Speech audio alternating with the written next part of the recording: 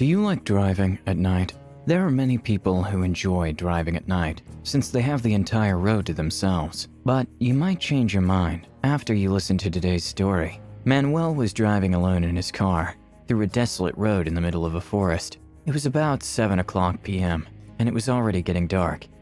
It had been a while since he came across any car, and the next town was 2 hours away. He started to worry about running out of fuel, and to make matters worse, the road was starting to get foggy, making it dangerous to drive.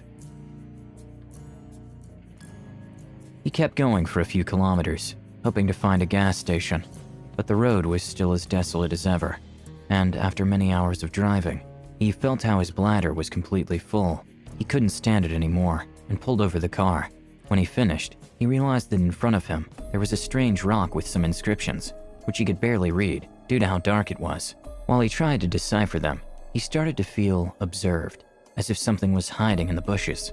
He suddenly heard whispers, a mournful and weak voice, which sent chills down his spine. He got back in the car, closed the doors, and rushed out of there. He drove as fast as possible, while trying to make sense of what happened. And he suddenly started to feel an intense cold, despite his thermometer showing a normal temperature. He blamed it on the scare he just had, and then thought about how good it would be to have some coffee. Fortunately, a few meters ahead, a gas station finally appeared, and he decided to stop there to rest. Inside the station, there was a single employee who was surprised to see someone at those hours. He served Manuel a cup of coffee, and he sat down to drink it, relieved for having a bit of company. However, when he looked outside, he saw a strange figure next to his car. Despite the fog, he saw it was a person, with their head deformed and a leg weirdly bent, as if it was broken. Something hanged from their face, and one of their eyes looked directly at Manuel with a terrifying glow. Scared, Manuel called the employee, but he saw nothing. Manuel looked again, and the strange figure in the fog had disappeared. The employee thought Manuel was a bit perturbed, and opted to go to the back to organize some stuff, leaving Manuel alone, and very nervous. Manuel rushed to take out some coins from his pocket to pay, and get out as quickly as possible. However, when he turned towards the door, the figure reappeared, and it was now closer. Now, Manuel could see their terrifying and disfigured face up close. It was destroyed due to cuts and bruises, and one of their eyes hanged from one of their eye sockets. They were crawling slowly, about to get in, and Manuel reacted by jumping behind the counter. When he heard the chime of the door opening, he was frozen in fear, not knowing what to do. However, he saw an exit right in front of him, and without hesitation, he used it to escape towards his car. He got in the car and rushed out of there at top speed.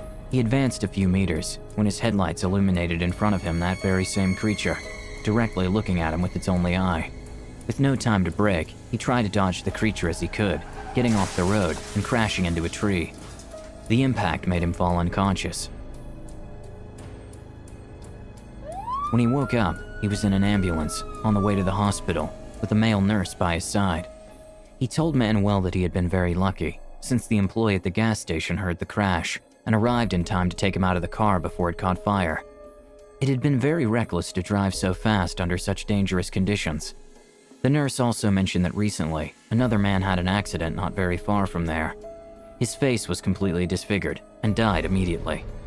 To remember him, his relatives left a small memorial inscription on the rock he crashed into. When Manuel heard that, he remembered the stop he made, and it all made sense now. He had unintentionally desecrated the memorial of that man. From then on, Manuel would never drive alone again, since he would always notice a strange presence sitting next to him.